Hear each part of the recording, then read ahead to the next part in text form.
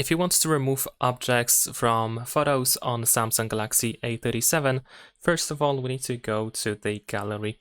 Over here in gallery, we should be able to simply open the photo that we wish to edit, and we can tap on this Galaxy AI icon.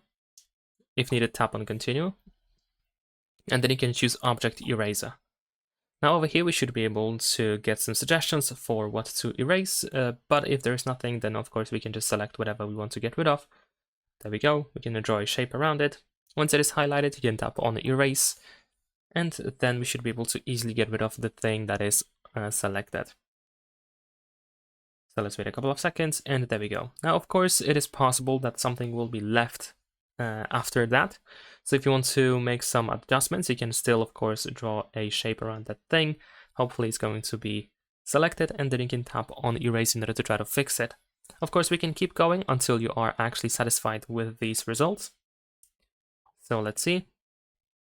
And if you are finally satisfied with the edit, you should be able to tap on save at the bottom of the screen, and we can choose to save as copy, for example, if you want to keep the original photo.